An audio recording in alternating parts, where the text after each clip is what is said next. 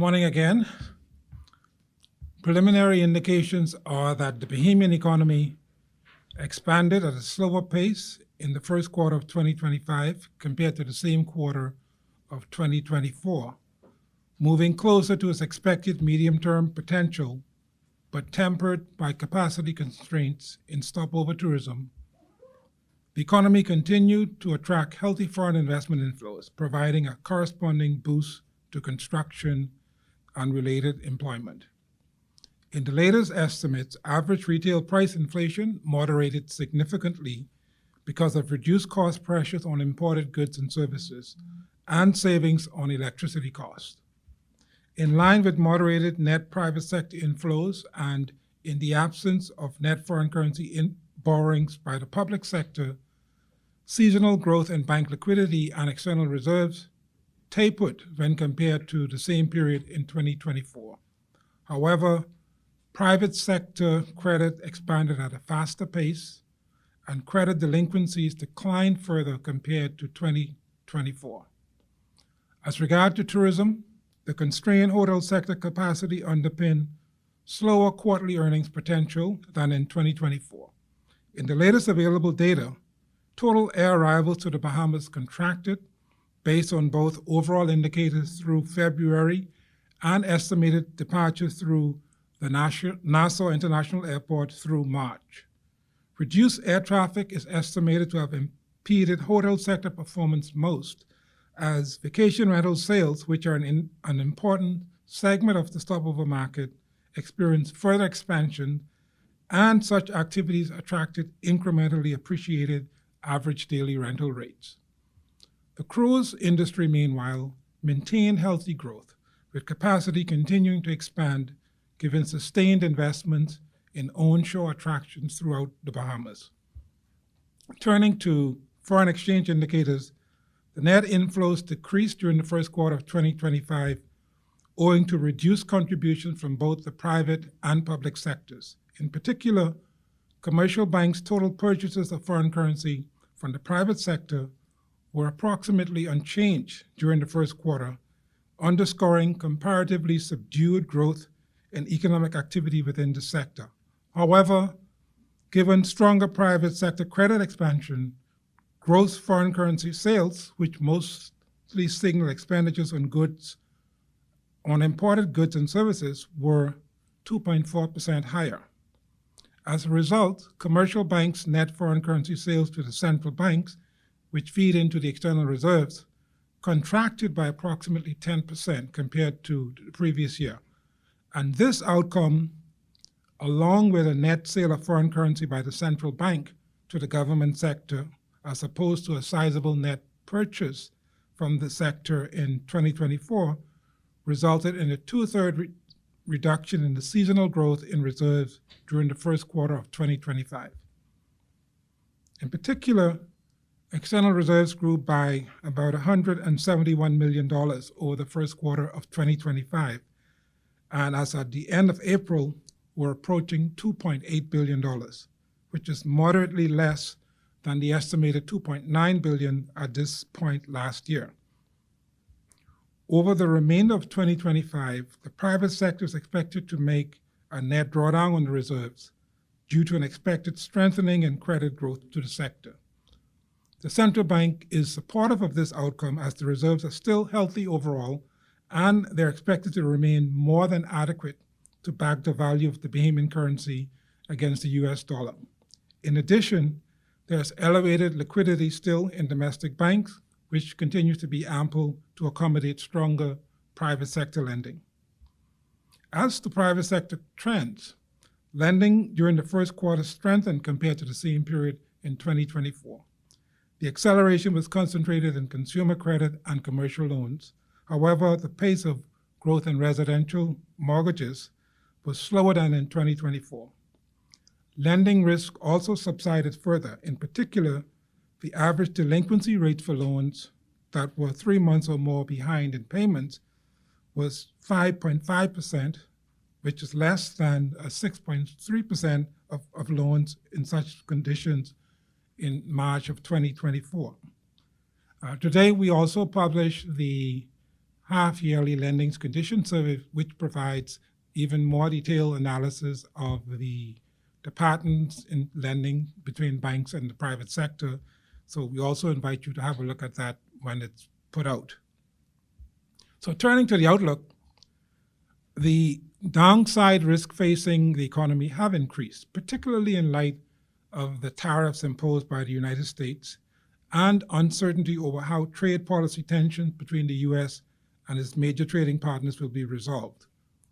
With the IMF's outlook for the U.S. and the global economy considerably downgraded but positive, the Bahamas could also experience slowing from weakened U.S. consumer confidence and its potential pass-through to lower travel demand.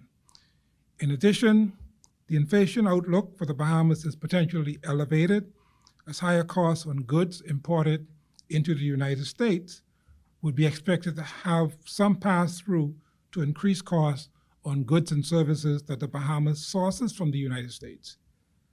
The risk of increased cost could also mount from supply chain disruptions, potentially from diverted or impeded trade flows. In the fiscal sector, consolidation trends are expected to continue despite the increased trade policy uncertainties, given sustained reforms by the government to broaden the revenue base, such as towards cruise tourism and the domestic minimum corporate tax. Aside from this, it continues to be a medium to long-term ideal as to how the economy can achieve a more diversified trade policy exposure, either in terms of the destination markets for exports or the origins of imports, whether we're speaking about goods or services. Nevertheless, the likely magnitude of trade policy uncertainty on potential outcomes for the Bahamas still do not justify any precautionary response by the central bank in terms of either monetary policy or prudential measures in regards to the banking sector. The central bank is therefore maintaining its accommodative outlook towards stronger private sector credit growth in 2025. The central bank, however, will closely monitor credit risk indicators, as on the margin, there could be some borrowers who face increased challenges repaying their obligations if conditions tighten. That said, it has to be emphasized that lending institutions continue to have both the experience and the flexibility to manage such cases. Okay. So we will stop and entertain any questions you have.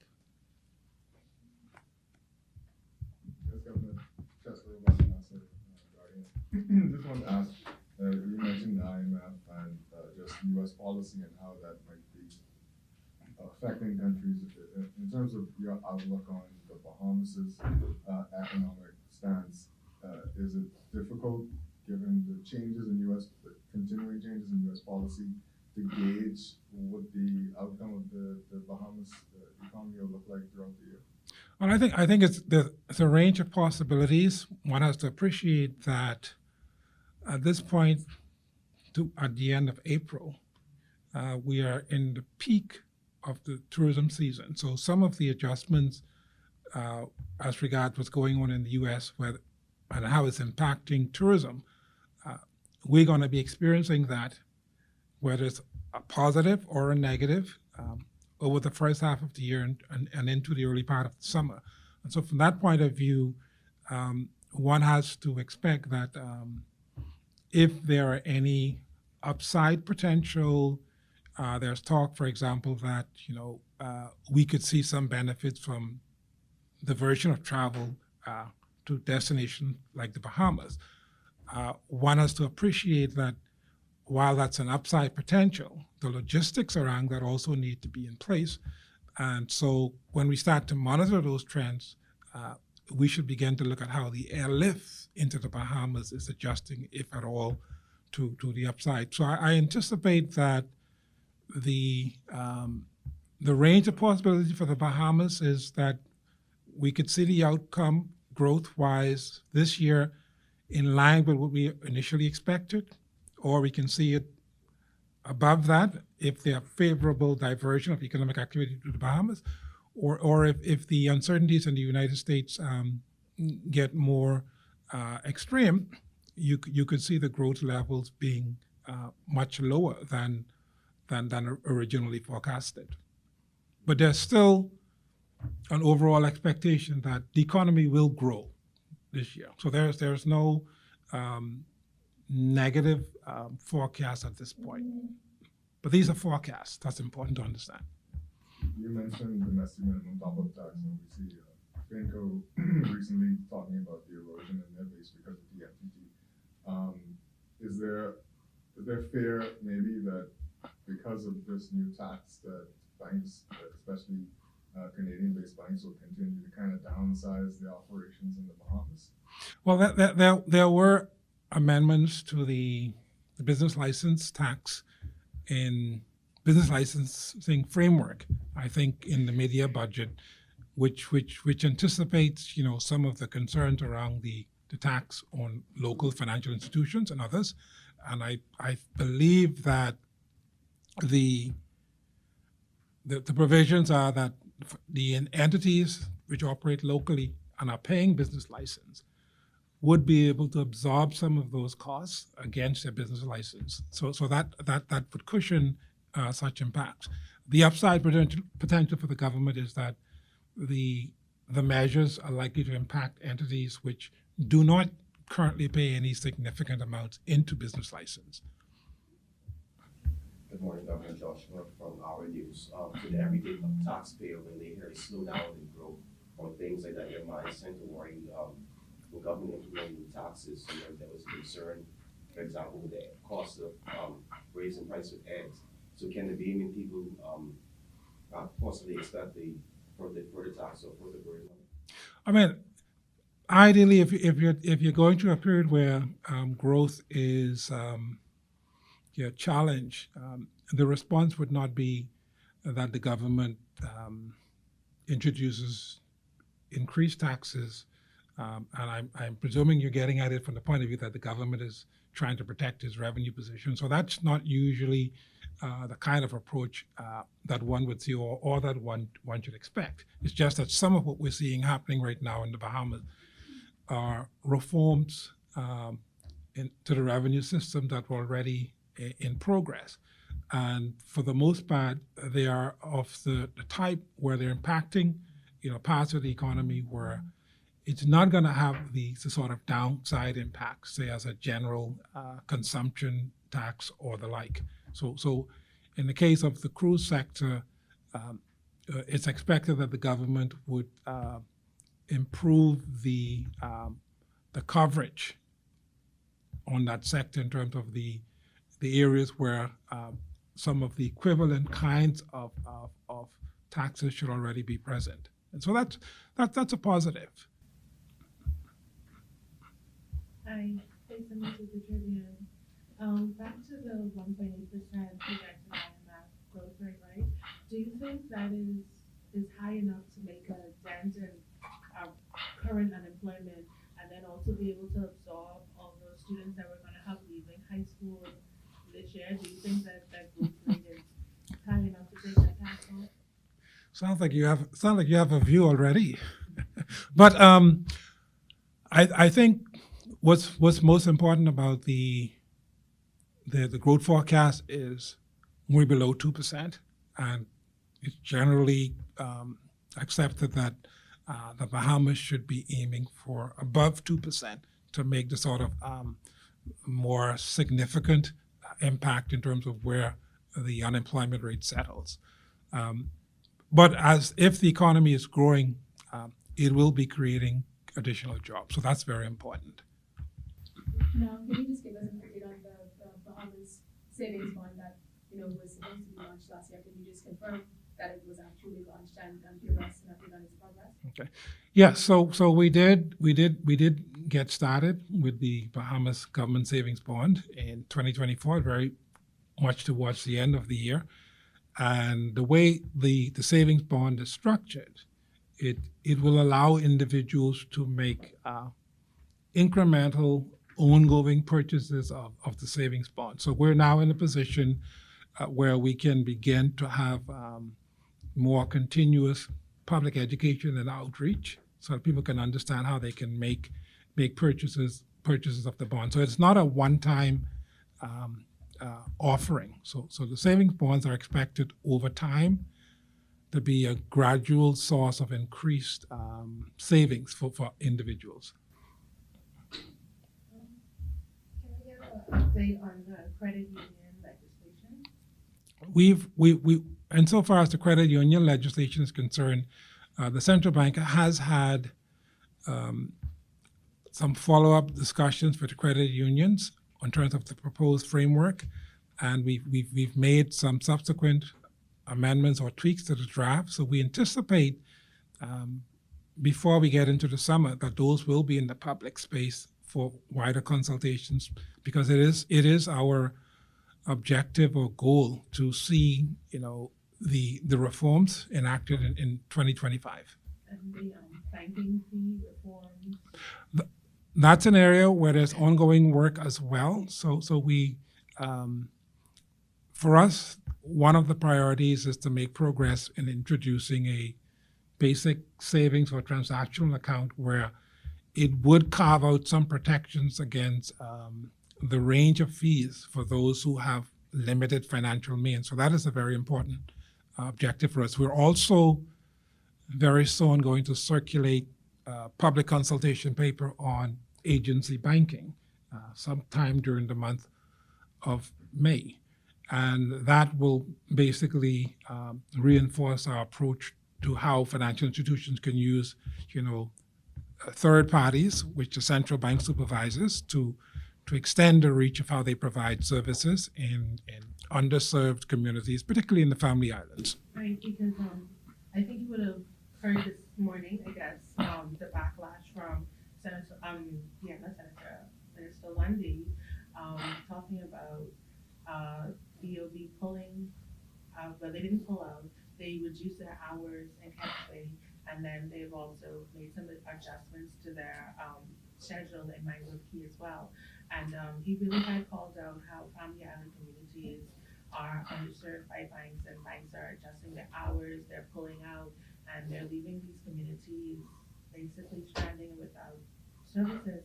So I guess how was the feedback from central bank on trying to solve that issue for the family island communities? Well, the central bank does have a vested interest in ensuring that all of the residents of the Bahamas have some access to financial services. And we think that a part of that is also equipping the entire country to be able to access more of the services through the digital channels. We also agree, though, that in some of what the public is experiencing, they want to see better service level response from the financial institutions. And so some of the conversations that we do have with financial institutions is how you can improve service level deliveries as you try to get customers to use the alternative channels. But in having customers use those alternative channels, we are also focused on making certain that no one is excluded from access through those channels. We are not going to be able to distance ourselves from the fact that it is very costly to provide financial services in the Bahamas. This is a country of 400,000 people. We sometimes overlook that fact. And so we have to also put continued effort into tackling the cost of getting the services to the population. Danielle May from ZMS again. Could you just talk about the regulation of bank fees? Are all of the banks adhering to certain? Yeah, I mean, what we've done insofar as bank fees are concerned, there's more work ahead of us than we've already achieved. Initially, we focused more on the notification period for any variations in fees and any kind of feedback that the central bank can give to financial institutions ahead of any new fees that they introduce. That framework was sort of formalized, or I should say, strengthened towards the last quarter of 2024. And financial institutions have been communicating with the central bank in terms of how they are planning any variations in line with the framework that we put in place. As we look toward expanding trade outside of our regular trading partners, and I know we've been part of a pilot project with African system, trading system, payment system. What is the central bank, how has the central bank been involved in that, and what could that look like into the future? I know there's a hit to the SWIFT system recently with China doing something with some electronic payments. What's that kind of looking like? Well, the central bank is working with other regional institutions to experiment or to test how we can provide more direct means for making payments within the region, and that is getting down even to the retail level. And so our focus is really working with other central banks in the Caribbean in terms of how we can improve the basic connectivity of payments. So there's a lot of conversation as well about fast or instant payments, which means that people, when they send funds even across countries, they have access to them in almost instantly, if not instantly. We've gotten technical assistance from the Africa Exim Bank because they're an example of a Pan-African payment and settlement system that's already in work on the African continent, and so we're taking lessons from that to see how we can improve the regional setup, and to the extent that we can improve the regional setup, it'll give us the opportunities in terms of how we position the Bahamas better to also have better cross-border payment arrangements with other countries and regions. I know Senator Barker just announced a $50 million bank development grant Bahamas. So what is that really going to look like for the, employment rates and the banking sector once that bank is officially open? Well, I haven't seen the details of it yet, so I'll probably have to wait until I understand a bit more what's going on. Yeah. I guess the last thing for me, I know there was some discord recently about the turnaround time for opening accounts. Is there anything in the works to kind of cut down on that time? Well, that's why we did the survey, because to start off, you need to be able to measure objectively what the experiences are, and then to be able to track how improvements are made against those experiences. So understanding the why or the reasons why there are those delays is important. And so we know that a part of that is the disconnect often between banks and the public in terms of the documentation requirements. So we are looking at how we can make that process more transparent. We're also looking, wherever it matters, if the government sector is a part of the issue, whether these are documentation that have to be sourced from government agencies and the like, that we can get a better result in terms of how individuals get those documents. We started to work last year, I think, and in 2023, in a national project which was looking at the putting in place a digital national ID system for the Bahamas. And the central bank believes that a project such as that is also one of those effective ways of having a better infrastructure to help speed up how individuals traverse the financial system. Because one of the issues is also identity documents and how people get onboarded. But up front, we think that we can at least begin to identify and make more of that information available to the public in terms of what the requirements are across financial institutions. So that's one of the projects we have on our very short-term list to do. Okay. Do you think that realistically that is something that can be cut down on without, I want to say, compromising the KYC requirements that are set in place? We have, insofar as the KYC requirements are concerned, The Bahamas and all countries now approach the due diligence from a risk basis. So a part of the effort that we're trying to instill and become more entrenched around in the Bahamas is that the system is risk-based. Now, the reality, though, of having a risk-based system for account opening means that more of us should get through the process faster, but it still means that depending on who you are and your profile, financial institutions will have to do a bit more due diligence before they open up the facilities. And in those cases, the due diligence may not, in every case, conform to any published list, because depending on the client that presents itself and the risk, institutions will have to ask the kind of requests so that they can understand better. But that's not to say that everything that we're experiencing now is driven by that. So we do think that there still needs to be some streamlining. So there's one last thing that I wanted to say that nobody mentioned, right? Is that we want to continue to encourage the public to be vigilant against these deep fake schemes that are out there. So they do prey on our vulnerabilities, and we want people to be more skeptical when they see these things circulating. And I hope they also get an impression of what can be done with artificial technology and artificial intelligence now in terms of creating videos and other things that look so realistic, voice and everything. And also to understand that there's never a shortcut to earning income or returns.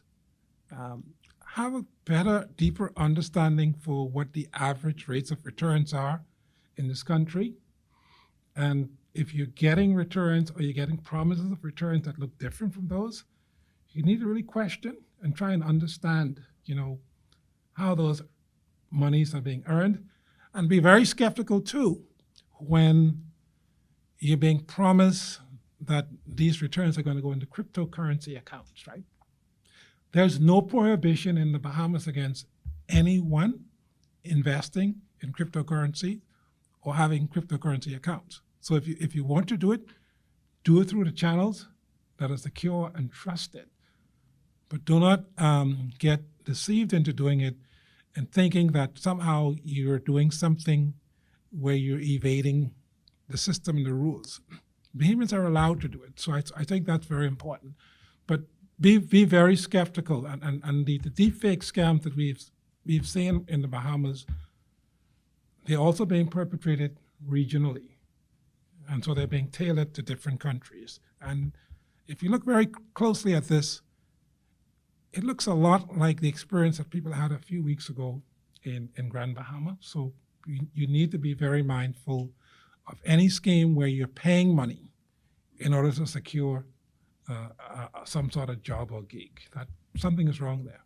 I don't know, Governor, are you in communication with local banks who see a number of these scams? I just got one this morning from the CIBC saying that I need to contact. So, well, we're all very, very active in trying to keep the public alert. So any sort of message that someone is getting where you're being requested to share a PIN or a password, you should be skeptical, because the one thing the financial institutions will caution you is to understand the ways in which they communicate with their clients. And they also encourage you as a client that if you get a communication, even if you believe it's from them, go through the independent channels that you're accustomed to using to either verify your account or check your balances. So even if your bank is reckless enough to legitimately send you, which they won't, but if they were reckless enough to legitimately send you a link to say, click here and go there, you should delete that and go through the channels that you ordinarily go through and do what you need to do. So that's one of the issues. But aside from that, when you read these, sometimes people really want to believe that these things are true, but that should be a sign right there that it's not.